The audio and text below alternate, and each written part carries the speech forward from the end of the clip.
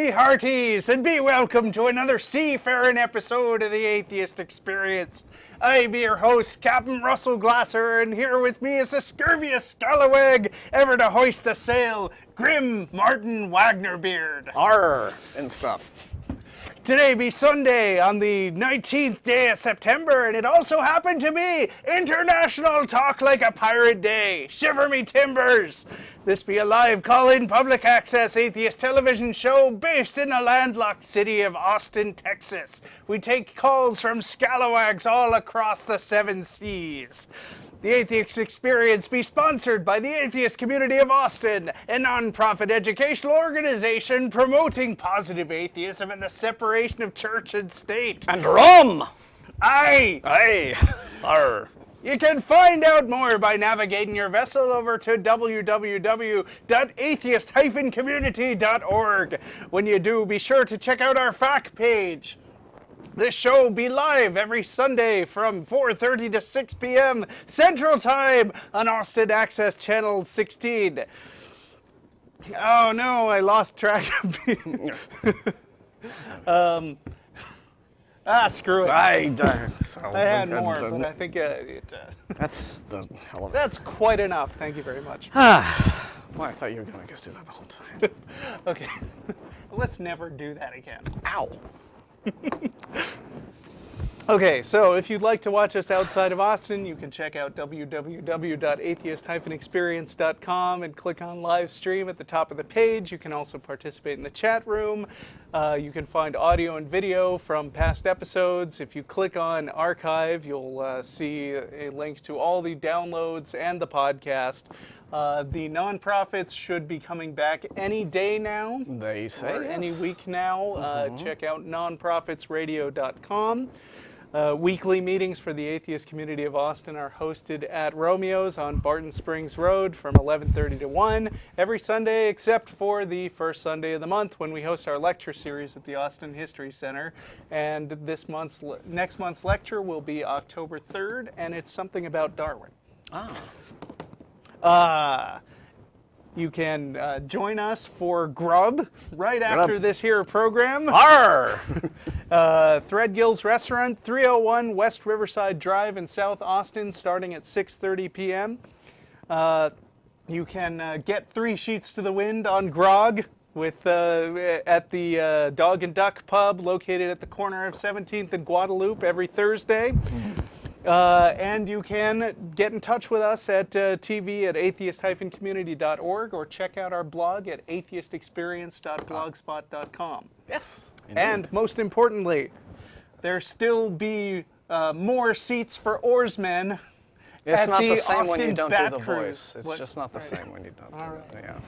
Oh, I failed. No. All right.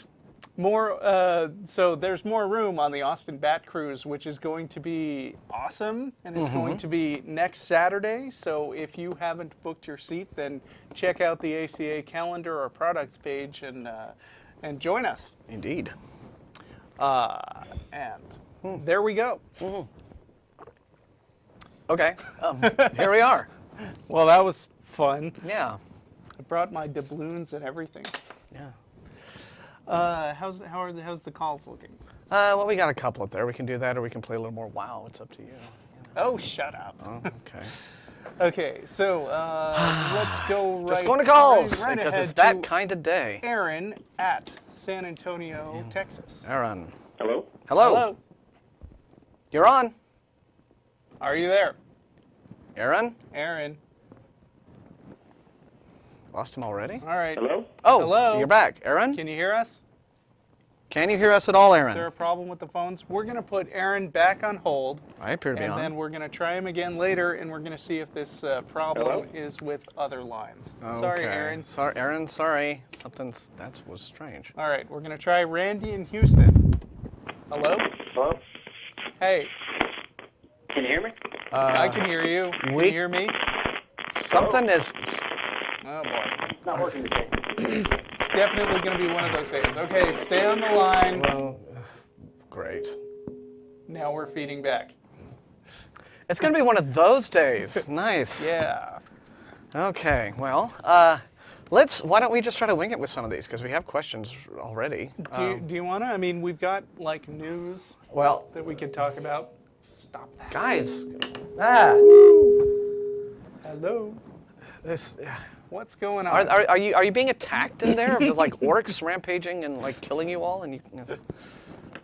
Okay, right. Well, we can do a little news. All right. And then, So yeah, Pope come back to some of that, Benedict. because there's stuff going on in the world. See, this is why I come up with news that I don't think we'll wind up using. Oh, okay. Because you never know. In case of emergency, you never know. Such as? Such as Pope Benedict going to England this week and basically declaring war on atheist extremism, by which I guess he means us. So we've got, a pretty powerful enemy in our hands. No, once you're buggering kids, don't you kind of lose the right to accuse anybody of anything extreme? Well, now be fair. I don't know that Benedict himself has ever buggered. Oh, any no, kids. no. He's just, been covering it all up. Yes, Yeah. and enabling and all of that kind of stuff. Benedict XVI used the first papal state visit to Britain to launch a blistering attack on atheist extremism and aggressive secularism, and to rue the damage that the exclusion of God, religion, and virtue from public life has done in the last century. Such as? Like... The leader of the Roman Catholic Church concluded a speech made before the Queen and assembled dignitaries at the Palace of Holyrood House in Edinburgh with the argument that the Nazi desire to eradicate God had led to the Holocaust, and a plea for 21st century Britain to respect its Christian foundations. Ah, shoot, and here's me without my big list of Hitler quotes. Well, you mean the one where he talks about eliminating all teachings of Darwin's theory, eradicating all groups. Right. He shut down a bunch of atheist groups. Well, yeah, just anything that was set up to ridicule or be critical of the Christian faith got banned in 1933. So right. He was in real tight with the Pope at the time. So he said that by this is all the Jew. Yeah. Anyway, I can't get too angered by this kind of nonsense, because it's.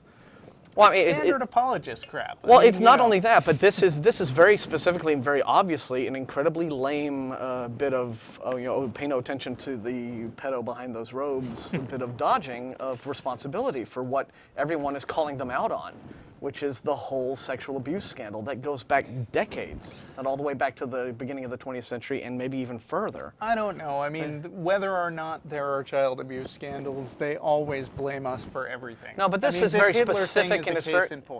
But this is very specific, and it's very timed. It's very obvious that when the Pope, who is facing this horrible scandal, comes out and says something like this, it's very obviously meant to distract people, to be like, oh yeah, okay, well gosh, we did all this bad stuff and we're sorry about it, but gee, isn't it nice that we're not like those atheists? Is he facing that scandal right now more than ever? I mean, has anything changed since he became Pope? Well, for the very first time, he has come out and very specifically, pointedly addressed it. Now, he hasn't addressed it in any way beyond to say, gosh, we're really kind of sorry that this happened and we're embarrassed, and boy, this sure is all embarrassing. And that's just been a very weak and I think very dishonest series of apologies. Or it may even be honest. I mean, he may genuinely be, starting to feel the shame of this whole series of events. But the point is, as several victims organizations have said, we don't want the Pope to just come out and say he's sorry. We want the Pope, that's great that he's sorry, but we want a Pope who's going to do something. What the Pope needs to be saying is, yes, the Holy See and the Vatican, we are going to communicate with international law enforcement. We're going to root out every single priest who has ever done this. If they're still alive, we're going to defrock them, and then we are going to participate. We're going to assist law enforcement in bringing these people to trial. That's what the Pope needs to be saying. He doesn't need to be saying, gosh, well, the church has really been humbled and humiliated in this whole affair, and we're hoping that that's good enough. Right. Because it's not.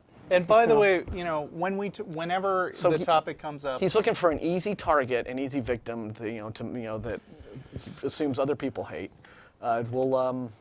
Yeah, to sort of atheists say, are well, easy targets. But I got to point out, Except every he's in time England. this topic Yeah. comes up about, well, yes, and Yeah. home of Richard Dawkins and Yeah. birthplace of Christopher Hitchens. yeah, and where religion is is very minor part of the. Right. And I got to point out, anytime this topic comes up of atheist extremism, that Mm-hmm. what they mean by that is exactly what Richard Dawkins is doing, which is going around saying, "Oh, that doesn't make any sense." Yeah. I mean, Yeah. I mean, as religious extremists go, Mm-hmm. they have to stretch pretty hard. If people paid more attention to us, I would have us in that category where we're here arguing with people about their religion. That's what they mean by extremism. Right. Yeah, just the fact that there are now more and more vocal groups coming out saying we don't believe this stuff, we think it's rubbish. One, by the way, we think churches are bad and often do bad things. Yes. That alone is enough of an affront to, you're looking at a group of people who have enjoyed a great deal Whoa. of privilege. What was that? This is just, today is what is up, guys. We're looking at a bunch of people who have been enjoying this privilege for centuries and centuries, suddenly finding that the privilege is no longer there. Right. It's no longer automatically taken for granted by the public. Just because they're wearing robes and dog collars doesn't mean that they're automatically being accorded this respect that's higher than, other secular members of society. And they aren't very happy about that whole Right. situation. So. Okay, let us see It's just if lame. they have Okay. managed to fix the phones, and try again with Aaron in San Antonio. How's that working, Aaron? Yeah, I can hear you guys now. Oh, Excellent. good. Well Okay. done, crew. Yes. Great. What's I on your kind of had mind? an observation that I wanted to kind of present, and it was kind of like a parallel to the way that I kind of justified my atheism towards the beginning when I was a teenager. And one of those things was I would use kind of social examples of why I don't espouse to, let's say, Christianity in particular. And one of those things was the way I would justify it to my peers, because, roughly, 90 to 95% of Americans are espoused to some kind of religious belief, in particular Christianity. And one of the things that I would say was, well, you know what? I don't want to carry on the legacy of those who brought that religion to these shores, because not only did they bring God, they also brought slavery, genocide, oppression, et cetera, et cetera. And so why would if I reject all of those things, why would I then accept the God in which they committed a lot of those atrocities in name? And I kind of felt that it provided me cover. And I know that's not the best answer, but it got me to a point where I could feel to where I could now say, I'm up at a point in my life where I can say, reason and logic are the best answers as to why I deny the existence of God. But in the beginning, when I couldn't really verbalize that or didn't have an understanding of science and reason and logic, that was kind of the answer that I gave. And I wanted to ask you guys, how do you think, kind of using a double-edged sword, when you're approaching people, yes, you want the best answer for not believing, for not espousing to a religion is reason and logic. But also look at the social implications of what it is you believe, and why would you carry on the legacy of those people? Here's something I think you have to watch out for, which is you're slipping dangerously close to fallacy territory and saying, there are these people in Group A who did bad things and believed something, and because they did bad things, all of Group A should be dismissed. I mean, it's a kind of ad hominem fallacy. I think it's a tu quoque, I think. Tu quoque. What does that one mean? I think it has to do with, because, you're not living in such a way as to reflect the beliefs you claim to espouse. Right. Therefore, obviously, the beliefs you claim to espouse just must be false or something like that. I mean, I believe that's what it is. I'd have to double check, look it up. It's the same kind of thing that a racist might use. And I'm not accusing you of racism, but I'm just trying to point out why this argument necessarily isn't the best way to go. A racist might say, look at these black criminals. And there are, anecdotally, black criminals. There are also white criminals, and he would say, okay, I've got a big list of black criminals, and therefore black people are all terrible people. Yeah, and it's a guilt by association fallacy too. And I'm not similarly, saying there are... that because you carry on that legacy that you are necessarily a bad person. What I'm saying is, you think it would give people pause and start to think about, well, hey, except I think it's better to oppression, and let me, because I would have discussions and they would be like, well, that's true, but that's not what that Bible actually says, and then you get them to read it, and that is what it says to do. Right. Okay. Now that I think is actually a better starting place, because there is bad stuff in the Bible, and then once they want to, just sort of gloss over it, then we're in the territory of, oh, you don't really believe in the Bible. Where do you get your morals from? It's got nothing to do with the Bible. Yeah. That's fine. I just worry about overgeneralizing with a group to sort of paint them all with a bad brush. No, because that's exactly what the Pope is doing right now with his whole. I was kind of like, more of the observation that I use is, or kind of think about this was, I think people in general, really apply reason and logic into every single aspect of their life, because I think that it's kind of indicated in the fact that 90 to 95% have beliefs in a God or gods, and that I think that you can't say that you apply reason and logic to every single aspect of your life when you deny reason and logic when it comes to that particular instance, and that those people that don't that suspend reason and logic when they're coming to in regards to their religious beliefs, you can't really use reason and logic with them in refuting it, because they suspend reason and logic when it comes to that particular belief. And that I'm thinking, well, maybe it might be effective to kind of first appeal to emotional responses or social responses in that regard, and not only attacking the message, but kind of saying, well, look, examine the messengers as well.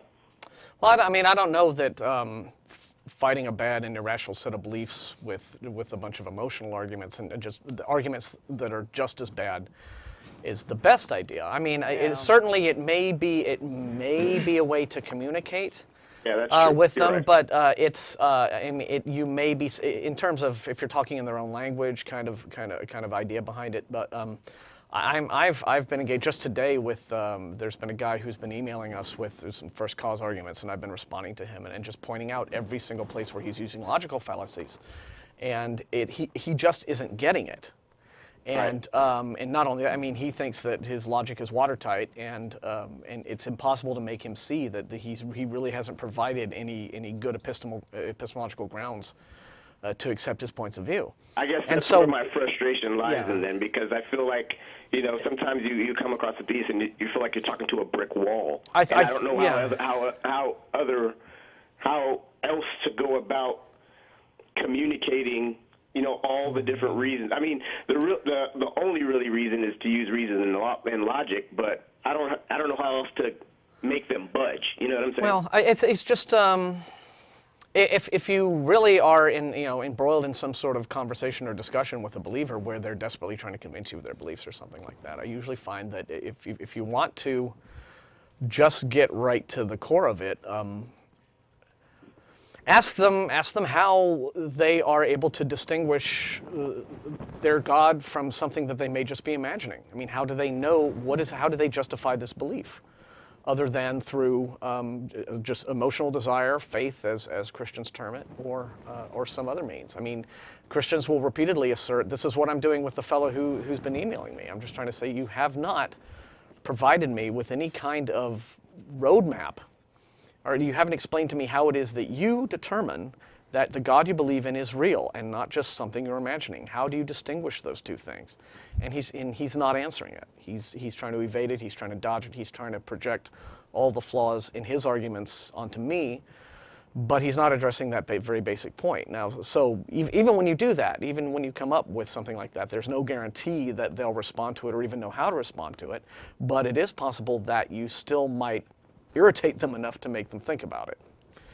And that's not, a waste of time, fully, I don't think. And I guess, it's hard because I think we're asking, when you like debate science, so let's say if you take evolution, for example, and you're trying to explain reasons for the world or reasons for life in an evolutionary term, and you're fighting with, I took evolution in biology my freshman year for maybe half a semester, and you're going up against 14, 15 years of indoctrination from the get-go, and it's kind of an uphill battle. Well, I mean, first of all, there's a lot of independent reading you can do on the subject to equip yourself for those conversations other than just, outside of one semester of education. And second of all, I mean, how should I say this? The stuff that they're coming at, the stuff that they're coming at you with, they're trying to act as if their point of view has scientific credibility of some sort. And it really just doesn't. I mean, this is actually a case where going to the source and figuring out who's saying this stuff and how many people are saying this stuff actually makes some kind of sense. Because if they're going to claim that there is some kind of scientific justification for creationism, then they have to realize that basically there are very few scientists who will make any kind of scientific case for this stuff, and most of them outright dismiss it. I mean, on this particular area. Well, another way that you can probably address this whole way in which believers compartmentalize, as you mentioned before, right? Right. Because they do that, right? The very same Christian who believes in God, who believes in Jesus, who believes that there's a realm of angels and demons, who believes that he's going to go to heaven when he dies, all of which are fairly irrational, I think, and unsupported beliefs that people hold for emotional reasons. Ask this very same Christian if he believes in the gods of any other religion. Or ask this very same Christian, give him some really ridiculous claim, like drinking Mountain Dew will turn you invisible. I heard that one. Right, and he'll be just as skeptical as anybody else. And so at that point, you can sort of bring up this dichotomy that appears to be going on in their heads. I had a Christian ask me on Facebook, basically, well, why don't you believe in God? And my answer was, for the same reason, probably for the same reason that you don't believe in the gods of every other religion other than your own. Right. And so ask yourself, well, why don't you believe in Shiva? Why don't you believe in Zeus? Why don't you believe in Ahura Mazda? Why don't you believe in all of the others?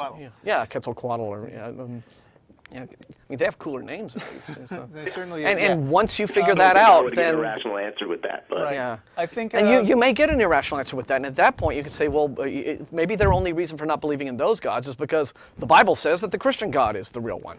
Well, you can, but if that's your only reason, those other religions have holy books, and those holy books say that their gods are. So, how do you determine? See, this is how you get them to sort of think about how they know what they think they know. Right. And do they really know this stuff, or are they just pretending to know things? Probably a better approach then. Yeah, Aaron, thanks for calling. I think we're going to have to move on to some other callers. I appreciate it. Yeah, thanks for calling, man. See you later. Okay, next we're going to... Hopefully Randy's still holding. Yeah, Randy in Houston. Are you still there? Maybe that is his phone. It's like the revolution's broken out, and they're shooting. Doug, just get into the bunkers quickly. Yeah, it's not... Let's see. It's a zombie apocalypse. That's what it is. Put him on hold and try him one more time. Aim for the head. Third time's the charm. We're going to drop him. Oh, wow. Okay, so Randy, you're still on hold for now. Is this Johanna? See if we can figure out what's wrong with your phone. And yeah, I guess Johanna in Milwaukee, Wisconsin. Are you there? Hi. Hi. How you doing? Hi. I'm actually a theist. I was introduced to the show by a agnostic friend of mine. And I had a video I put up recently on YouTube, very unusual proof of the existence of God. I can almost guarantee you that we're not going to watch it. Well, let him explain what it is, though. All right, I'll go ahead and explain the concept. He doesn't agree with it outright because he has problems with it, but he thought it was a very unusual argument, and he wanted me to bring it on the show to see what you guys thought about it. Unusual arguments for God. All right, let's go. Yeah. So I'm in physics, right? That's my major. Now, Okay. there's a guy, I don't know if you've heard of him, Roger Penrose. Have you heard of that name? The Emperor's New Mind? Yes, exactly. And, yeah, Road to So Reality. you're familiar with the orc-or hypothesis, correct? The self-collapsing wave function. Yeah, I actually kind of disagreed with a lot of the book that I was reading. You know, I'm more of a Hofstadterian, but he's not a physicist. But I mean, I'm sort of a fan of the model of the mind that is discussed through a lot of essays in the mind's eye. All right. Well, let's. And obviously, Penrose's thesis is very controversial, but let's just take it as true for sake of argument. No. Something very unusual comes out of it when you do this. I'm sorry, but I mean, if we're gonna build an argument on top of something that we're not sure is actually true or not, Yeah, let's think of it as a I'll make an argument. Yeah, hypothetically. All right. Yeah, let's think of his hypothesis is ... Okay, Go so on. what are we assuming is true first of all? Okay, let's assume that the self-collapsing wave function mechanism is the same as consciousness. All right. Orchestrated objective reduction. Okay, Yeah. there's all kinds of fuzzy terms that are not going to be familiar to a bunch of people in the audience. Yeah, we've got a bunch starting lay with people. assuming that everyone knows what consciousness means. Or self-collapsing All right. wave functions. Or any Shall of I these. explain the wave function concept? What? Yeah, if you want to, sure. I mean, All right, so yeah. I mean, a if wave you want, function, sure. quantum wave function in quantum mechanics is where you have a particle, when it's not observed, it exists in a set of possible positions all at once, and it's sort of mirrored out in a wave pattern. Right. And then once you observe the wave function, and I'm not going to, there's these idiots from What the Bleep Do We Know, which are, that's pseudoscience. Yeah, But, horrible movie. You can observe it Or with so either I've say, a heard. mind or an inanimate piece of measuring equipment. And when you do this, what happens is that the wave function collapses and the particle only shows up in one place at a time, okay? Okay. So now, whatever the mental observation is, you know, when we observe, we look out at the outside world, we see stuff comes down in our eyes, right? And we can make an observation of it somehow. That's a very Our fundamental- senses, yeah. Our Very senses. fundamental interaction. You know, Right. Okay. Okay, so now, whatever that is physically the same as whatever it is that happens when the inanimate piece of equipment measures the wave function, right? Now, I'm not a dualist, so I'm not going to assume that there's, you know, a matter and a mind. They're two separate things. It's all the same thing. So now, you whatever so that you would process is that agree we do when we observe you would things mentally. wait. So you would agree then that mind is the sort of patterns that happen on brain waves, basically. I'm a neutral monist, actually. I'm a little unusual with this, but yeah, mind is it's a entangled mechanism in the middle of the microtubules. That All right, I Okay. think we're pretty close in agreement so far. Okay, so now the observation mechanism is the same thing that is, you know, with the inanimate piece of equipment is the same mechanism that happens when an actual mind observes something. So now Okay. that being the case, wave function collapse can be physically equated with the process of mental observation. So now from that, if you have a self-observation, which is, you know, we think of as consciousness, an ego or perhaps whatever, but when you have a self-observation, that would be a self-collapse of the wave function. Now, obviously, Penrose is very controversial. There's a whole lot of, you know, people try and poke holes in various parts of it, but the gist of it is that you can then have a self-collapsing wave function, and that is equal to a self-observing wave function, which is therefore a mind, right? Okay. Okay, so that's the first part of the argument. The second part, now we're going to go step back a little bit, and we're going to go into, well, this is tied in with quantum gravity, but there's everything in the physical universe has wave functions, correct? You have a Sure. Yeah. anything that has energy has a wave function. Now, this includes the wave function of the whole universe. So it's the, you've got, equation for I that. mean, if I can clarify this some more for non-nerds. When you have subatomic particles, you can't specifically say where they are and how fast they're moving, but you can sort of give a probability distribution of where they probably are, you know, where they're most likely to be, how likely they are to be in particular places. And since everybody is made of very, very small particles, you know, there is a really small but non-zero chance that extremely unusual things can happen when you average out all those wave functions. But since there are lots and lots of particles, the most likely chances are thing very becomes low. more and more likely to happen.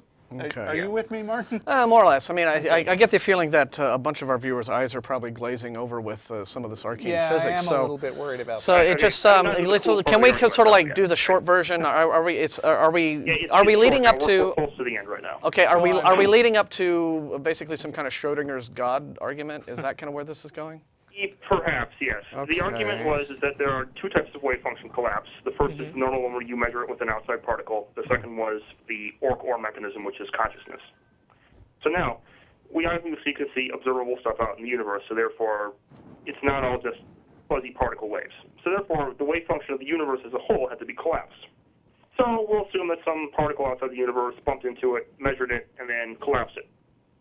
Well, there's a problem with that statement, correct? If there's a particle outside the physical universe, then it would not be the physical universe anymore because the universe I don't is think the set of all anything in quantum mechanics says anything about it having to be outside the physical universe. Well, no, I'm saying this is not normal quantum mechanics. This is quantum gravity. We're dealing with the wave function of the whole universe as a set. Okay. Yeah. I think we're drifting more and more off into hypothetical stuff that is Well, no, like this is maybe solid. good This science. is the starting point of a whole lot of quantum gravity models. This is like a kind of an axiom they start with when they try and hack at the model rather than, maybe this string theory or. I'm just worrying that this is incomprehensible to the vast majority here's a problem of our viewers. that I'm anticipating with this, which is that as you get more and more into things that arguments for God tend to take the form that, something is true and it couldn't be true without a God existing, and therefore there must be a God.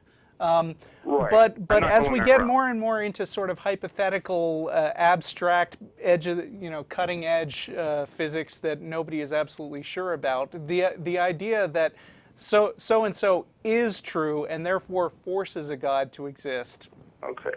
Doesn't apply anymore. I mean, you wind up because having it's to say. Still hypothetically, you're saying. So you wind up having to say this is probably true. I will comment that the concept of the wave function of the universe is not that controversial. That's just like a kind of universally given with quantum gravity. Yeah, and and the idea that there needs to be something outside the universe. My argument is that such a wave function exists. Yeah, and while this is all certainly interesting to speculate upon, like I said, for physics guys late at night, when it's one of those where ultimately I don't think that it is that you're even talking in a realm that is the least bit relevant to people who are practicing believers, right? Believers in God, Christians, active churchgoers, just your people at the tea parties, whoever, just Sunday go to meeting folks. When they think of the God they believe in, they're not thinking in terms of, why, yes, this whole notion of self-collapsing wave functions this really isn't the core of what's going on in actual religious belief. So while it's fascinating as some sort of intellectual abstruse, exercise and thought experiments, it really doesn't get to the core of what real believers believe in, why they believe in it, and how it affects culture. Another thing that seems to come out is that at the end of these kind of really abstruse, scientific-sounding arguments, what you wind up with is now we have this thing and we'll call it God. But it doesn't really, but calling something a God doesn't really capture the full concept that most people have in mind when they say there is a God. When they talk about like whether there's a heaven and a hell, whether it answers prayers, whether things you do sexually are bad to it.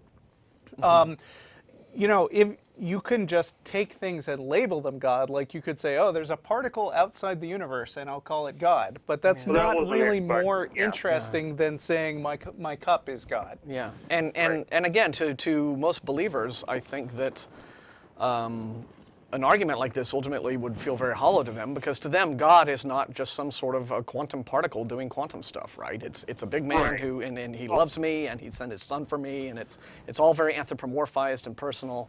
And while we may dismiss that as silly and mythical and what have you, and a bunch of fables, that really is what's going on in the mind of actual believers. Right. That's the concept of God they take seriously. Well, I mentioned that I just put this in my video. This is just a generic God I'm arguing for. This could be.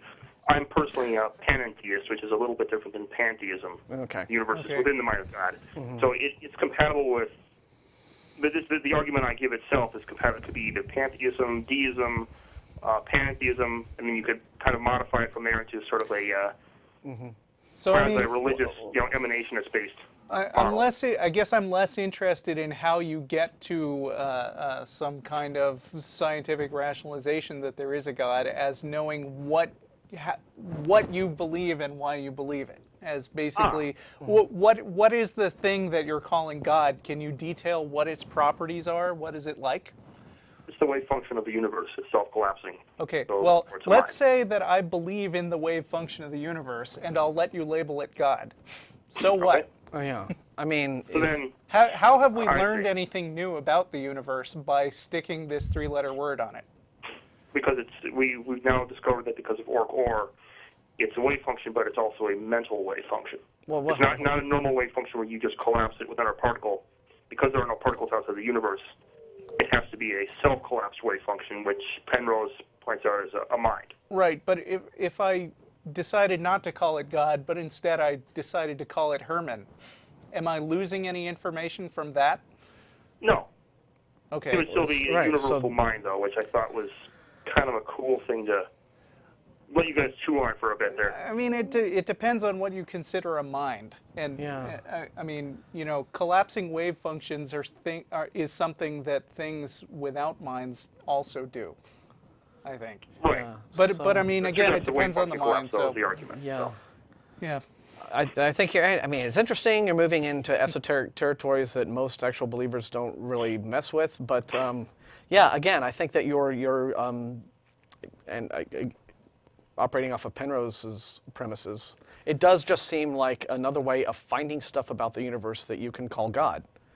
And until I know, as a scientific layman and as a layman in physics, until religious, what you're saying. I see that there's some sort of that's a legitimate way of looking at the universe, if that's a way that increases my understanding of things, I'm, again, going to be wary to just sort of rush into it. So, Right. anyway, Well, yeah.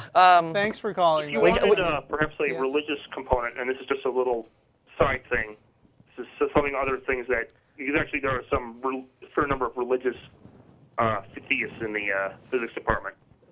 I'm not going to get into this right now, but Okay. just do a little research on Carl Jung and his association with the physicist Wolfgang Pauli. And I won't get into it now, but just dig out what you see and tell me if it's not a little weird. So. Okay. Well, I want to put you on hold because Mark Lowy, our token physicist, actually wanted to have a chat with you off the air. And we're going to move on to other callers. I do recommend The Emperor's New Mind. It's a really interesting book that covers a lot of scientific disciplines, and then it makes some out there claims that some people aren't sure about. But he's a very well written guy. So thanks for calling. Thanks, Johan. Yes, sir. Nice Bye. to be on. Yeah. All right, we're going to give Randy in Houston one more try. One more. If Okay. he's still. Randy, are you there? 3, 2, 1. Walk the plank. Zombies got him. Okay. Line 2 is. Wait yeah. a minute. Wait, did you just hang up on somebody who wasn't Randy? I'm not sure. Uh-oh. Was that? Oh no. Is this Randy? Hello? Randy. Hello? Randy? Yes. Ah! I believe I just hung up on Pat in Pasadena. Uh-oh. Pat, and I please- didn't mean to. Please call back. All right. How you doing, guys? We're glad you could finally join us. Yes. I am too. Okay. What can we do for you today? Well, first let me say thank you guys for doing this show. You guys are like professors of logic and reason. I think that's probably one of the noblest causes. Professors with no for humankind. credentials Oh, at no, all, we're but- not. We're not professors of anything. We're just. Well, you kind of attack things from using logic and reason to We do our determine best. what is and isn't real. Well, thanks. Thanks. But my question is, I'm going to play the God's advocate here. Religion as a world occurrence. The fact that religion occurs independently throughout most of the countries, most of the world, all throughout history, and what implications that could have as far as using it maybe as empirical evidence of something. The Can fact you that it is there, in almost every country. It's very prevalent throughout all of ancient history. define what religion is? Belief in a supernatural figure Okay. of any kind. Okay. So basically, believing in stuff without evidence is a common occurrence. It appears to be. Or yeah, and the institutionalization of these kinds of beliefs, right? Like the way they organize and become. Yeah. Okay. Historically, they've all, it's kind of happened independently of a single individual spreading an idea. Right. But I mean, under that rubric, the things that could fall under the definition of religion are all over the map. I mean, like for instance, we've got people who believe things like God, answers prayers, and then we've got like the Fred Phelpses who think that the vast majority of everybody is going to this horrible, very real, specific hell where they burn forever and ever for being gay. And now we have self-collapsing wave functions. Right. You have a guy like the last caller who believed in a self-collapsing wave function. I see the person I hung up on, sorry, said that she believes in spiritual energy. And then we'll talk to her about that. You have people who believe in horoscopes. And if there was something to this, you would think that they would converge on some recognizable concept that they agree on, that that actually comes together, instead of believing all kinds of wildly different random claims and then putting them all under the umbrella of one word, which is religion.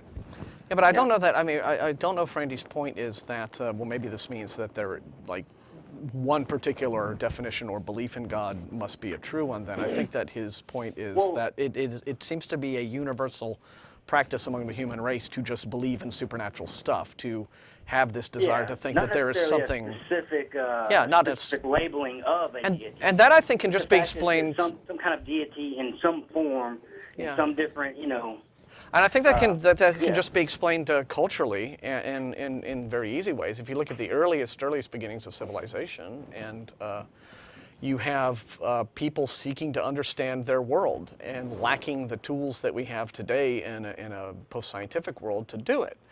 So in a way, they would see the sun traveling across the sky every day, and then they'd see the moon at night, and they would not really know exactly what these things are, only that they were somehow out there and celestial and magnificent and beautiful. And so naturally they would perhaps build a mythology around these things in order to explain them. I mean, in a sense, if you look at it, superstitious beliefs, not just in gods, but even things like astrology. There was a time during which astrology was the best science people had. And in a sense, there was kind of a logic behind it, right? Because you could look at things like, all right, well, the sun's in the sky, and it helps our crops grow, okay? And then the moon is up there, and we can sort of use it to build a calendar around. So it looks like stuff in the sky affects our lives. So maybe all the rest of these things, all the other stars do that too. So that it was, again, just a process by which primitive cultures, pre-scientific cultures, just sought to understand the world. Now, in terms of coming up with gods about it, well, I think you can look at a very common practice that human beings do as well, which is that we anthropomorphize things. It helps us to put human faces on things in order that we can understand them on our own terms. So gods being a way to put a human face upon this big, vast, empty universe to make it seem a little less big and vast and empty and scary. Yeah, I mean, even as a kid, do you ever watch raindrops running down a windshield and think, oh, that raindrop's trying to get to that other raindrop, right? Or just finding pictures and animals in the clouds and things. Yeah, I mean, people are basically the man in the moon, right?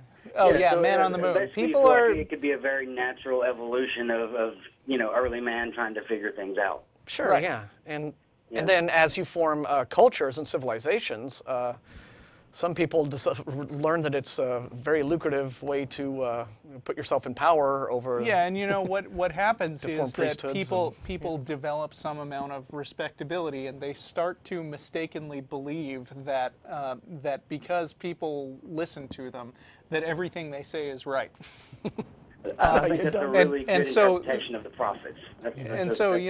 They're able to throw out things that may be wildly off base, but because they're already respected in some other capacity, people will say, "Oh yeah, big man in the sky, that makes sense." Yeah. And so people tend to reinforce each other's crazy ideas. I think dissecting the origin of religion and how it kind of came to be and how we've applied it and developed it is really important in understanding, where we stand with religion today. It seems like there's a really big movement of people who are basically tired of it, in all forms. Yeah, So sure. I appreciate you guys taking the time to take my call. And Yeah, thanks. Sorry we had one last thing I'd like to trouble earlier. point out to you guys. What do you, just real quick, what do you guys think we should do in light of the fact that most religion very well may be man-made and people come into grips with this, and how should we kind of approach that problem? Keep arguing. Uh, I mean, well, I the would problem the problem being what? People learning that that religion is a you know, man-made thing. Yeah. The fundamentalist faith. Oh, You know, okay. people who that we're right no matter what. You know, Well- much like Islam. How do you approach that problem in light of the fact that we're kind of uncovering evidence, especially for the God of Abraham, to say that this very likely historically is not true? Yeah. Well, just keep that freedom of speech thing going and speak your mind, Yeah, and don't.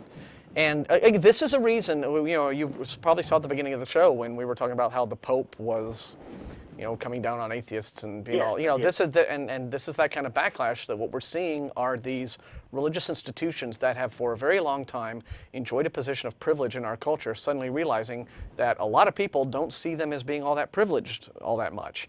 They're fallible human beings. They're in many cases guilty of crimes. They're guilty of just as many bad things as the sinners they like to wag their fingers at the pulpit every Sunday. And they don't like being called out on these things, and they're starting to see this authority that they have just enjoyed and taken advantage of, taken for granted for so many years, is being stripped away from them. Now, you're going to get a backlash from them because of that, but you just have to you have to realize that all you have to do is speak your mind, truth to power, all that kind of stuff. I'm a fan of ridicule.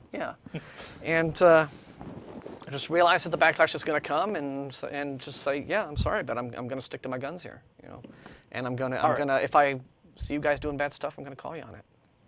Well, again, guys, thanks for taking my call, and I still maintain that in the sense of education, you guys are very much professors of logic, and I thank you for it. Oh, good girl. Just said we're not. Okay. Okay. Well, thank you for calling. You're too kind. And we mean it. Yes. Okay. Line 1, I guess, would be Pat. Pat, are you there? Yes, I'm here. Sorry Okay, we hung up on you. Sorry for hanging up on you. See? It's okay. How you doing? I'm doing fine. How are you? We are well. Fine, thanks. I just want to say I'm so grateful that you guys have this show.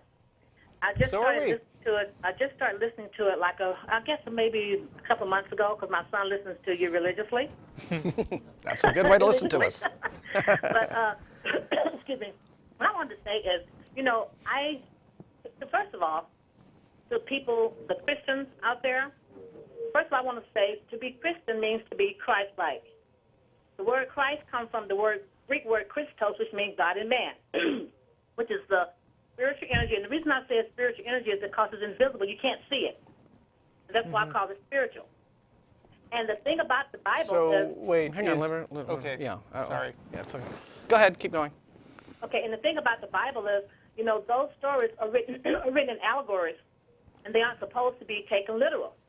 But the people that put those stories together, organizations that put them together, knew, because of the ignorance of people at the time then and now, that people would not delve deep into themselves to realize that these stories were not intended to be taken literal, and they have taken them literal because that was the point. And they were made like that for control and power, and for certain groups of people to be superior over all, which is not the truth of what life is all about.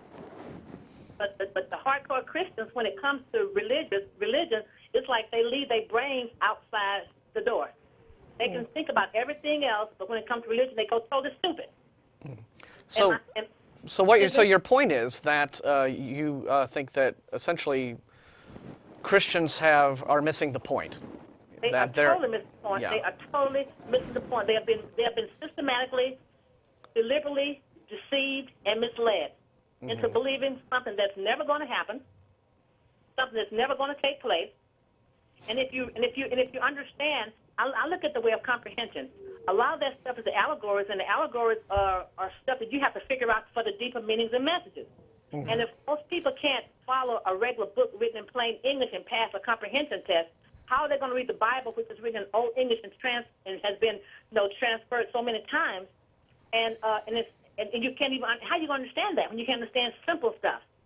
And the thing about religion is Jesus never said he died for anybody. He never said any of those things. And he's not the Savior. what he did was I read this stuff, and I understand it because I use the power within me to understand this stuff. Okay. And let's. excuse me? Yeah, we're going to ask you some questions now. Right. Okay. Sure.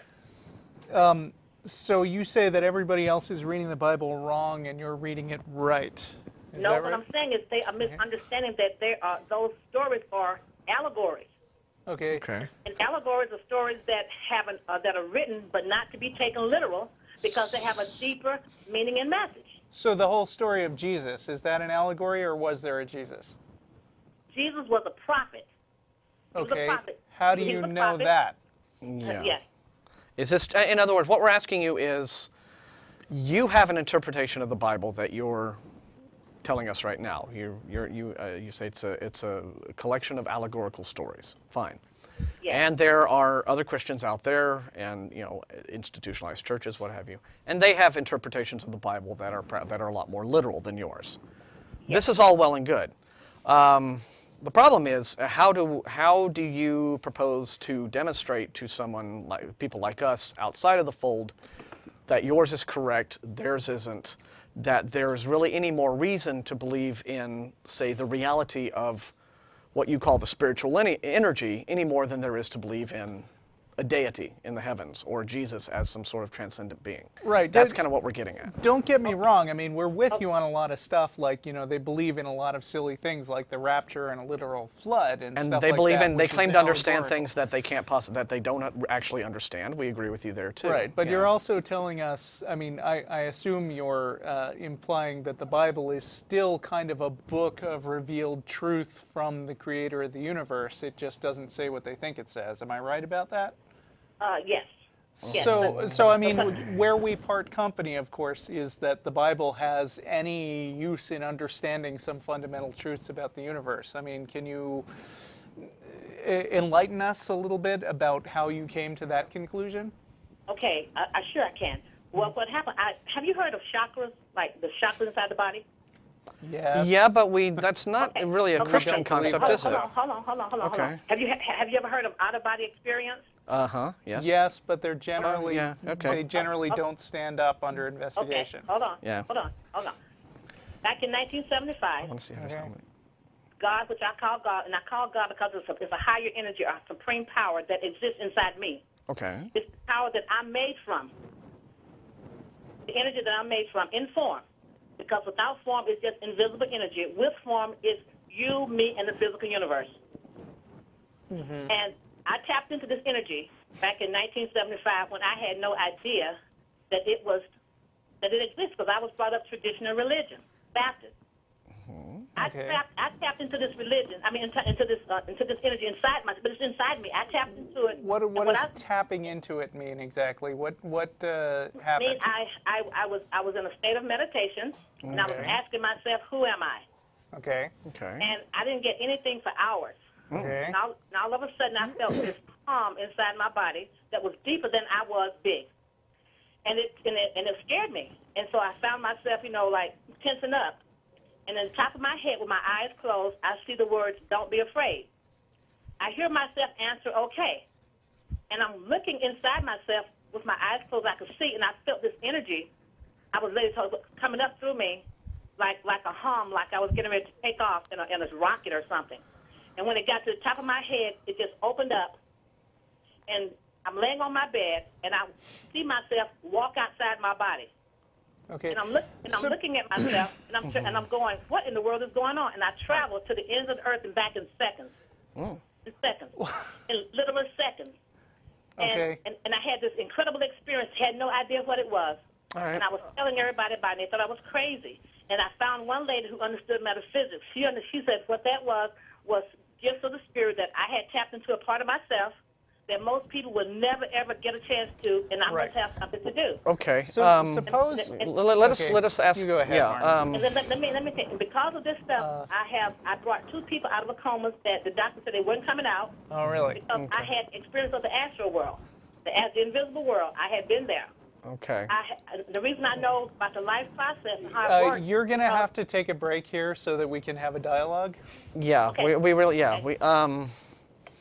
Yeah, so the long and short of it is that in 1975, you had an experience that was extremely profound.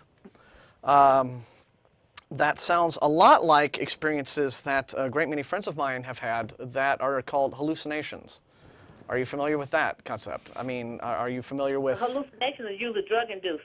But not necessarily. I mean, the always. brain is full of chemicals, and and That's true. sometimes those chemicals can make your brain do interesting things. You can have, for example, in the regular sleep state, you can have what's called either a hypnagogic or hypnopompic hallucination. Mm-hmm. You know, that's when you're awake but you're not quite, and Right. you know, so things. So in other words, the brain is a fascinating thing, and all kinds of stuff can happen to it to But it's make not it the brain, function in an actually. altered It's state. actually not the brain. It's the soul working through the brain. Yeah, but see, Yeah, here's the but thing: is that you're we know saying that. brains exist, and Right. we don't, Sure. we don't really know. We haven't really gotten any evidence here that souls exist. I mean, we know that believers claim that they do, but you know, with that lacking evidence for a soul, we're kind of left with the brain here, and it does sound like, you know, Well, it's not gonna your take experience you- sounds everything like that any exists number of in the material hallucinations. world, everything that exists in the material world already exists in the invisible world, because I've been there. Pat, And- let me ask you a question, because I Sure. mean, you're telling us about experiences that we haven't had. So I want to ask you, Right. what would happen if I introduced you to somebody and he said, one time in 1975, I was in a state of deep meditation, and all of a sudden, Jesus appeared in front of me. And he told me specifically that every word of the Bible is literally true, that Noah's flood really happened, that there's a real hell, that all this stuff is exactly what it says in the Bible. Would you believe that guy? No, I would not. You know why I wouldn't believe him? Why? Because, first of all, it goes against the principles of the universe. But It goes against from the his principles- point of the laws view, of the universe are immutable. but and those from things his go point of against view, law. but from his point of view, the stuff that Yeah. you're saying would go against what he thinks is the principles of the universe. So I mean, I think you'd be right not to believe that guy's experience, no matter how convinced he was that he had figured something out about the way the universe works. Are you with me there? I'm with you. Okay. So can you see why it's a little difficult for us to go along with you when you tell us that you went to the universe, the ends of the universe and back in But this is seconds how- and this is found how- out stuff that we don't know? Well, this is how, too. And another thing, I mean, I had so many experiences that I took those experiences that I had and I acted on them. And this is how I learned Well, that's about fine, the but I life- mean, it still doesn't life process. get us back and to. it proved it. And it proved it. I mean, Well- the way I found out that the stories were allegories, I was told from within, and it's like a veil lifted from my eyes to let me see the clues. See, the Bible's full of clues. Well, But that's fair enough, but see, exactly what a fundamentalist would say when they tell you how they know that the Bible is literally true, wouldn't they? You know what? Mm-hmm. I tell you, I just the things are changing in the world because, first of all, people are tired of all this foolishness they've been told because they don't see it. They've been told that Jesus died for True, us. I'm not sure the cure for that is more bullshit. yeah, Yeah, I mean, I know, but Christians believe that. Yes, Christians but- believe that. we know, I mean, and- but what they don't believe is this is the physical material world. They think that Jesus went to prepare something for them. The invisible world or the spirit world, because it's invisible, is just that invisible. There's nothing to prepare. The Yes, but see, preparation Pat, this done is- here on earth while you have a body. right, but okay, let me just go ahead and ask you essentially the same questions that I ask a traditional Christian, all right, which is, fine, okay, we've heard your claims of having these experiences, fine. Since we did not have these experiences, right, and since we weren't privy to this very personal experience that you had, Right. what I would ask you is, how do you propose to demonstrate to us that these things are real as opposed to something that you Hallucinations. just imagined? Okay? Okay, How can okay. you demonstrate to us that your experience was an actual real experience that you had and not just an imagined experience? Okay, I'll tell you this. Okay, listen real carefully. When I had another vision. I mean, I had them all the time, but this was real a lot. In 1978, I had this vision. I traveled inside myself instead of walking outside my body.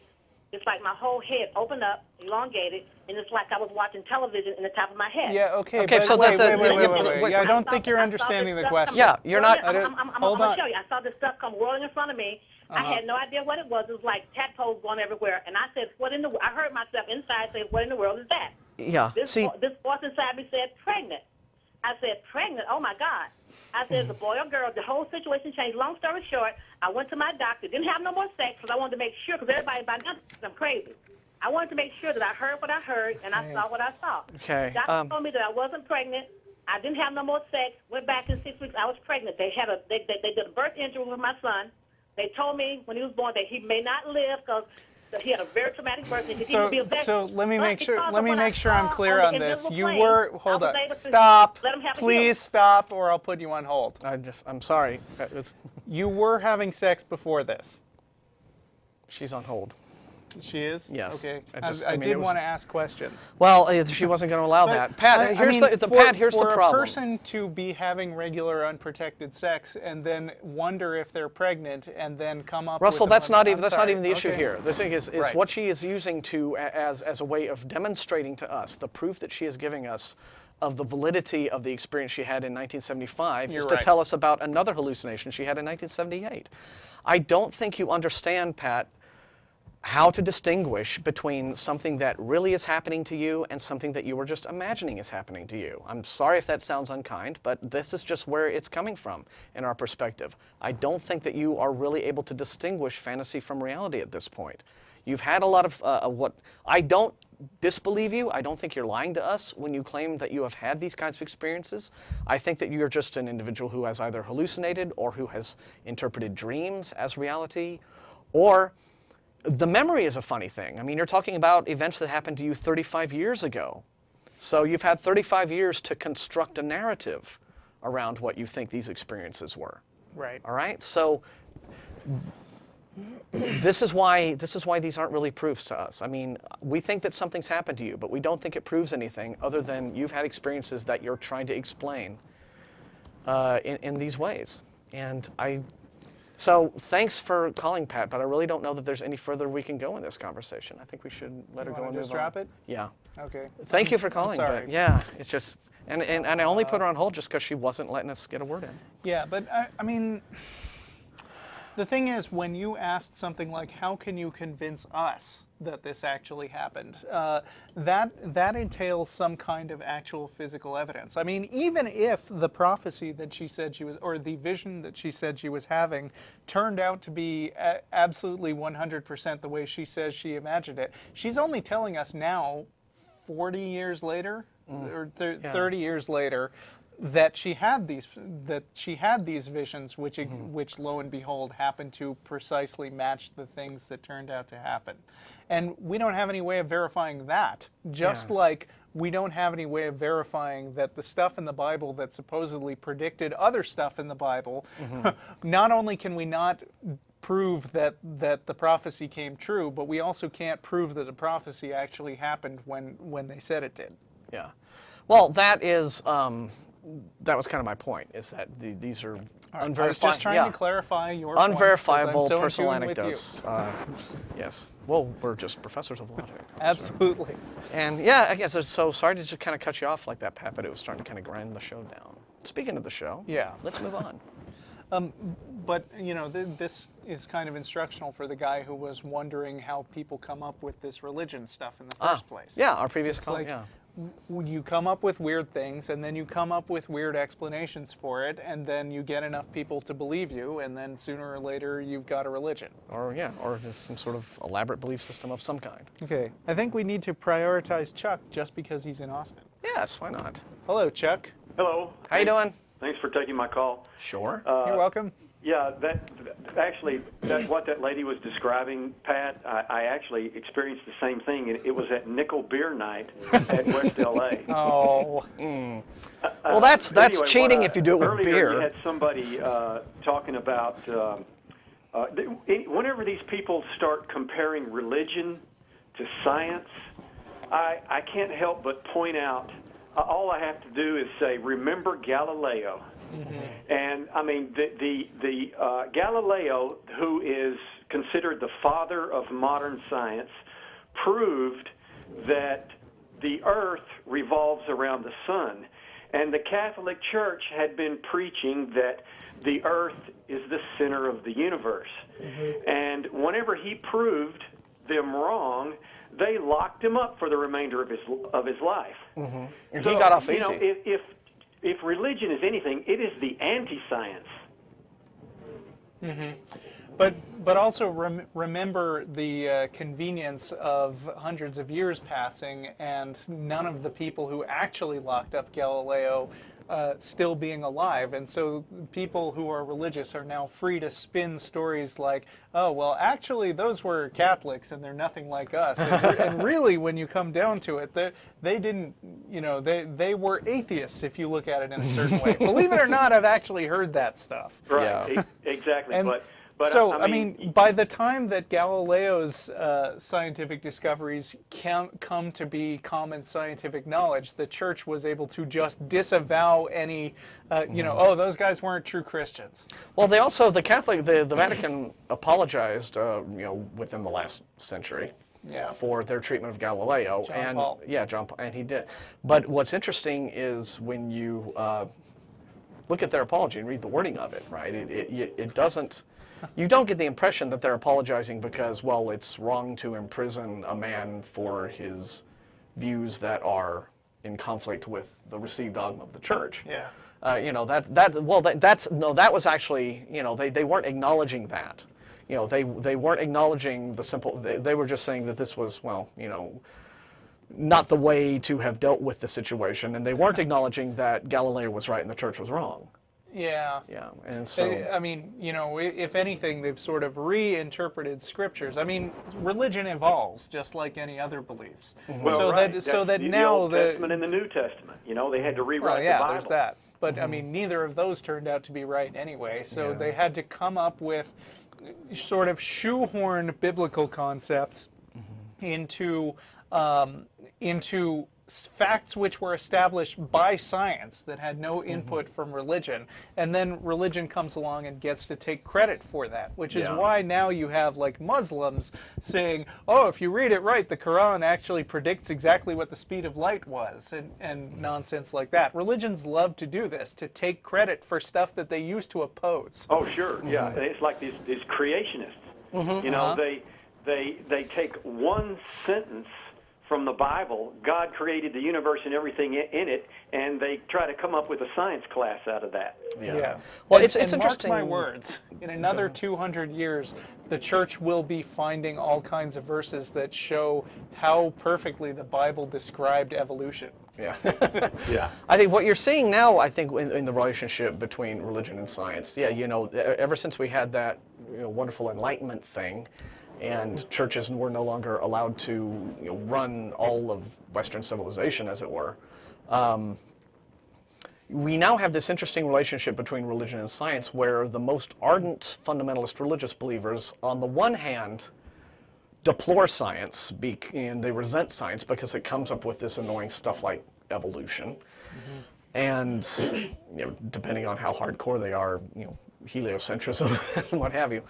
But on the other hand, they recognize that in our modern day culture, science is the agent of intellectual prestige. If you actually want to prove something, you got to do it scientifically using the scientific method. And so now you get you get these creationists, you get these guys like Kent Hovind and Karl Baugh getting their fake mail-order degrees so they can call themselves doctor and spouting these pseudoscientific theories and again, it's putting on the pretense of it's cargo cult science now is essentially what they're doing. Yeah. They think, well, we'll put on lab coats and we'll put the word doctor in front of our names, and we'll write very laughable little papers and call them our doctoral dissertations. If you've ever read Kent Hovind's dissertation, and we'll set up little groups and we'll call it the Institute of this and the Institute of that, and to sound all scientific. And if we go through the motions of science, suddenly our superstitious beliefs will be scientifically valid and respectable, just like all that actual science that the eggheads at universities do with their darn grants and research and stuff. Doesn't quite work that way, and they don't really get it, but they know that they at least have to put on the show, even if the show is really lame. Yeah, well, these creationists, they want to just wipe out 1,000 years of scientific study that's based on observation and documentation. Well, be fair, evolution is only 150 years of observation. Well, and Darwin's documentation. theory, yeah. Yeah, well, actually, medicine would literally be 1,000 years ahead if it were not for the Catholic Church. The Catholic Church outlawed study of anatomy, corpses is what they'd outlawed. Study of corpses for about 1,000 years. Yeah. Right. We would definitely be perhaps a lot farther along in a lot of things had it not been for the the church in many ways. It's difficult to say if it's going to be 1,000 years or a couple hundred or what have you. But yeah, I think that certainly in some things, definitely in medicine, we would be a lot farther ahead than we are. I mean, the Muslim world in like the 13th, 14th, 12th to 14th century was actually much farther ahead in medicine than the West was. In the 800s, I think they were the world leader in mathematics and science, and then, they just kind of went downhill from there. Yeah. So yeah, I mean, it's possible we may have had germ theory a couple hundred years before we actually did, and what have you, had it not been for religious meddling about, oh no, corpses, you can't, that's, you can't do that, it's sacred stuff. Anyway. Thanks for calling. Great. Hey, listen, I'm always happy to bash religion. Well, okay. Alrighty then. Thanks for letting me. You're welcome. Thanks for the call. Thanks for watching. We're always happy to bash religion also. I was really feeding back on his call very I know. Although we do also promote positive atheism. We do. Which means, speaking of that, rum. Yes. Grog. Yes, grog. And coming to Threadgills after the show. And after the show at 6:30, we're going to be meeting at Threadgills on Riverside. And nice eye patch, Martin. Why, thank you. My out-of-control pineal gland is no longer. Yes. Yar. Arr. Anyway. Yes, and also I just want to say one more time that the Bat Cruise is next week, so if you've been putting off deciding whether you're going to come, you should totally come, because there are people from like all over the world, and it's just a giant boat full of atheists, and bats poop on you. Well, not really, but they sometimes could. they I mean, do. that's because but it's still cool. Yeah. Boy, I'm a terrible salesman. Yeah. The pooping thing probably could have. Okay, so let's see. I'm actually, I got to go with Sam, also in Austin. Okay, well, how long is James? All right, James has been on it for a while. Hang in there, Sam. Yeah, James, St. Louis. Yes, thank you. How you doing? Good conversation you guys were having last time. Do you hear me? Yes, just fine, thanks. Okay, I wanted to talk a little bit about the genetics of God, and to preface this, I'm an atheist. I have been all my life. But I just, the past couple of days, I've been entertaining the idea of Jesus Christ as only a hybrid God. So, little course in... he gets better mileage than a typical guy. Yeah. I couldn't resist Sorry, what was that? He gets better gas mileage because he's a hybrid. Yeah, exactly. So, some of them. I got 1 million of them, folks. True. Okay. Try the deal. Sorry. So we get half of our genes from our mother and our father, obviously. And when they combined, they form a zygote. And so remove all the science talk out of it.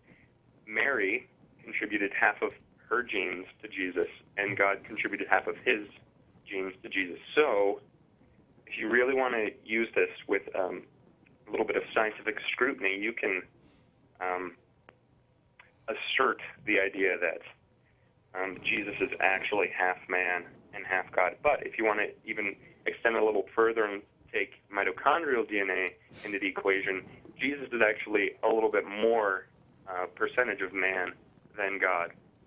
Okay. And, well, the problem with religious Didn't beliefs think of that, is did you, Kent Hovind? you can't really get too detailed with the science. I mean, you listen to a guy like Hank Hanegraaff, the Bible Answer Man, and I believe he'll say something like, Jesus is paradoxical in that he's 100% God and 100% man, and it's like, well, you get the special pleading that's stuff. 200%. That doesn't even make mathematical sense, let alone scientific sense. Or maybe they'll just say that God's DNA was just so super awesome, right? That it just completely overwrote Mary. DNA Mary's. And but yeah, But then again, perhaps you might just get some Christians telling you, well, duh, but that was the whole idea because, God intended Jesus to be human so that he could be crucified and sacrificed and take on male sin. So, and if he was 100% God, they couldn't, kill him. So you had to. Worse yet, you'll get people who are claiming that the less scientific sense it makes, the more proof that is that it's true, because nobody would make up such nonsense.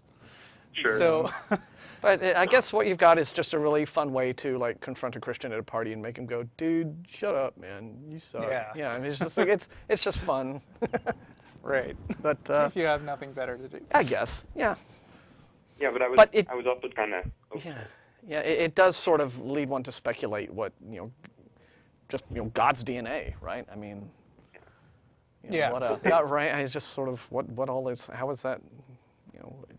The properties in it that just make it.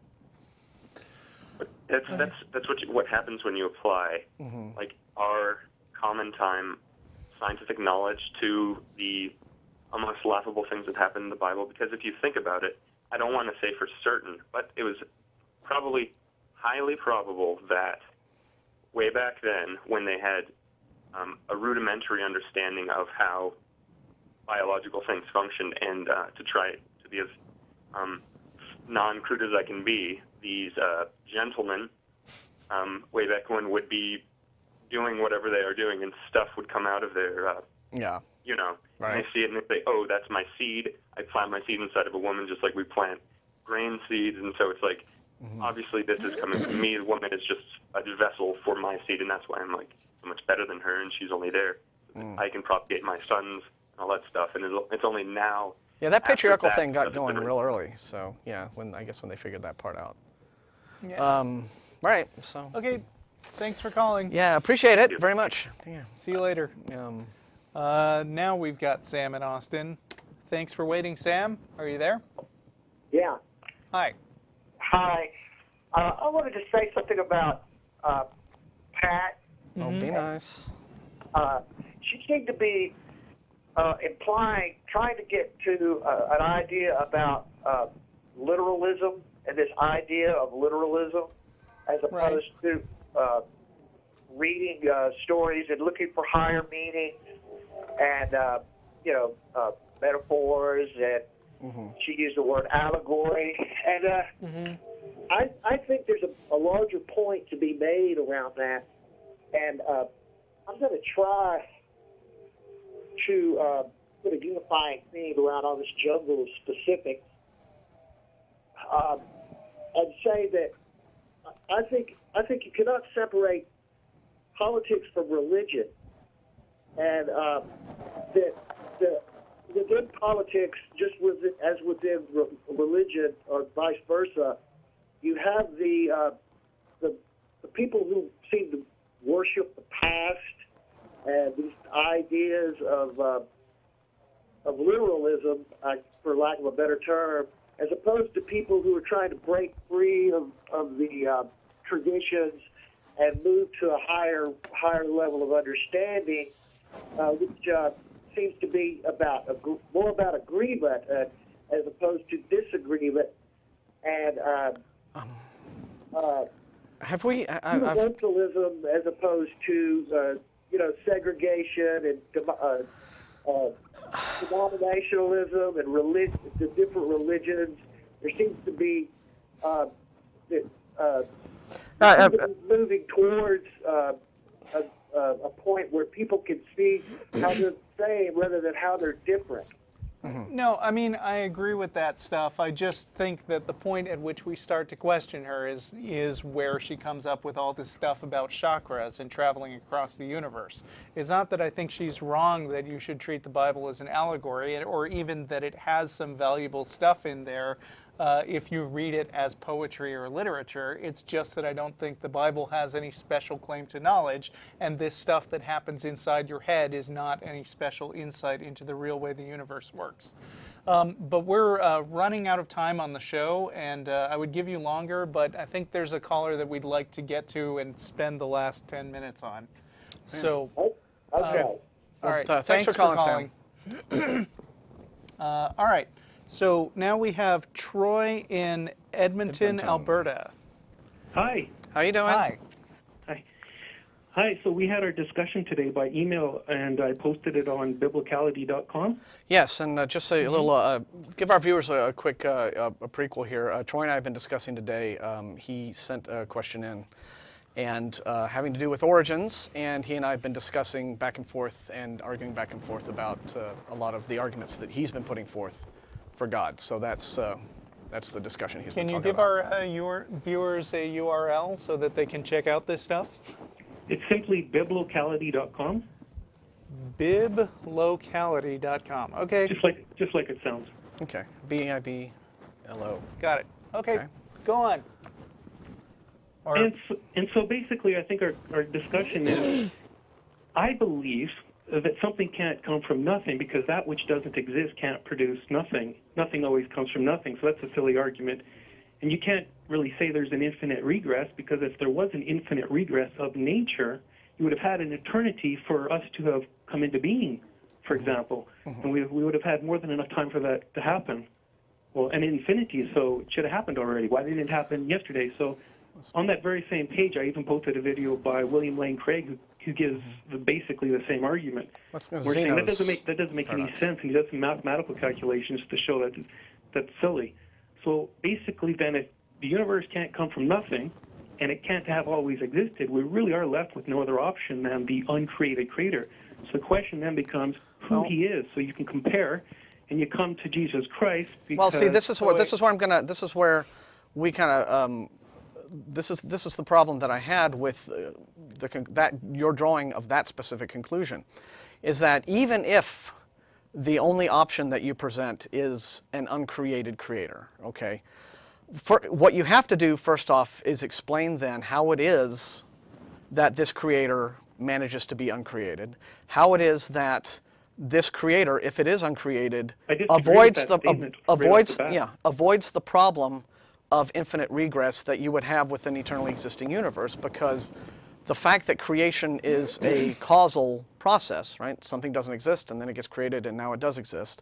Because that is causal, you have this creator existing, I think, essentially in a causal state, in a temporal state. So why then would this creator... No, he's uncreated. He exists outside of time by the evidence that nature can't have always existed. But where do you have... what evidence do you have to present? And again, this is what we addressed in our email exchange, that there is a realm outside of time, and if there is such a realm, you don't have to understand it, but you have to accept it by the evidence. We don't have to accept anything if there's no evidence for it. And the evidence is that there cannot be an eternity of the past of cause and effects, and the universe can't come from nothing. Let me cut to the chase here. Yeah. Is there something that exists without having been created? Is there something that exists without having been created? Yes, that is the uncreated creator. Okay, then what are its properties, and how do you know that? Well, we know who he is specifically. We know he entered into his creation through the person of Jesus Christ. No. How do we know that? What does that have to do with it? Wait, what does this? Okay. Wait, no. What does this have to do with the uncreated creator thing? You're starting with this abstract philosophical concept, and then you're just jumping to. But I believe the stuff. But I believe the stuff that's in the Bible. If you're just going to argue from the Bible, then why didn't you start there? What is all this abstract, quasi-pseudo-philosophical stuff? Well, here's the problem, and I hope that I had made this very clear in our email exchange. You are asserting the existence of an uncreated creator. No. You are asserting the existence of an uncreated creator. You're asserting the existence of a realm. There's no other option available. Since nature can't have always existed and can't come from nothing, you're left with no other choice than an uncreated. How do you know that is the only other option, though? How painful that is to our heads to accept. How do you know that that's the only other option? That's right. How do you know that that is a false dilemma? I'm asking you. How do you know that you are not committing the fallacy of the false dilemma? You have to present the false dilemma if there is one. I haven't heard any from you. The false dilemma that you're making is because in the natural universe thing you can't have infinite regress and you can't have something coming from nothing. Therefore, the only other possible option is not just an uncreated creator, not just any uncreated creator, but the uncreated creator that specifically happens to be the biblical God. And how do you know the that? biblical God is because you personally can't find a natural explanation for the origin of the disciples' belief. But what if we stops can't me? Come up with, so if we can't come up with with a specific explanation, then we must assume that your magical story about a book thousands of years ago, which describes a detailed story about a God coming to Earth, must be true because we can't think of something else. That's right. Okay. All right. And you don't understand why that's the argument from ignorance fallacy. And it shouldn't be that complicated because it's just a simple It's not that explanation. complicated. It's nonsense. You don't understand why that is the argument from ignorance fallacy. That's why you prove Jesus is God, and that's why you're actually leading people to Christ on your program, because they can see you can't come up with a naturalistic explanation. When we point out that you're making a logical fallacy, that I hardly imagine that that's leading people to God, unless, like you, they don't understand what logical fallacies are. I pointed out a stream of logical fallacies that you've made. What you're doing is you're asserting a logical fallacy, but you haven't actually I'm not asserting a logical. the logical fallacy that you're making is a classic argument from ignorance, because you guys don't have a natural answer. My magical answer has to be right. Is a classical argument from ignorance, isn't it? Excuse me? No, it's not. You're asserting the existence of a magical God, and you're doing it on the basis that science can't come up with a natural answer. Here, that is a classic argument from ignorance. You said that we can't come up with an alternate explanation, and therefore the God of the Bible must be true. I've actually got an alternate explanation. It's the great green Arkle Caesar who sneezed the universe out of his nose, and is nothing like the God of the universe. That God is inaccessible, so nobody knows about him. Now we're going to a completely different argument. Okay, well, he's not inaccessible? Can I give you one sentence that is a sentence by the most famous lawyer of the 19th century? Appeal to authority. Just one quick sentence. You're just doling out the fallacies like a vending machine, Please dude. let me read it to you. Sure. Every document apparently ancient coming from the proper repository or custody and bearing on its face no evident marks of forgery, the law presumes to be genuine and devolves on the opposing party the burden of proving to be otherwise. So are you saying that the greatest lawyer in history recognized spectral evidence in court, which was discounted during the Salem witch trials? All evidence is in play here. You can use anything you want. Okay, so that guy clearly didn't know much about American law. Mm-hmm. They say he produced the most jurisprudence of any lawyer, that may be true, but he still believed in stuff that people at the Salem witch trials were recognizing is invalid legal I don't know standards. anything about the Salem witch trials. I really don't obviously care about You don't know anything about very much, man. I mean, Troy, we've pointed out every single fallacy that you've brought out, and Name it is. one. I haven't heard one yet. You have. You've just ignored them. You're now doing the argument from. I don't know what it is yet. You haven't said it. Yeah, I explained very clearly, and you know what? Over 1,000 of our viewers heard me tell you what the argument from ignorance was that you were making. Now, if you're sitting here with your fingers in your ears going, nuh-uh, that's on you, man. Yeah. It's not your problem. I'm sorry, man. Look, I wished you'd called sooner. This could. I am going to post. Actually, not really. I am going to post to the blog exactly, and I'm going to quote him directly. Our viewers can decide for themselves whether or not Troy actually knows what he's talking about. But he is just advancing a collection of fallacies. He does not appear to know the difference between what is real and what he is simply imagining, and he doesn't understand what proof is. Okay, he makes and that'd be our show. And goodbye, everyone. Thanks for calling anyway, Troy. Come to Thread Gills or we'll keel haul you. Bye. Woo. We're out of time.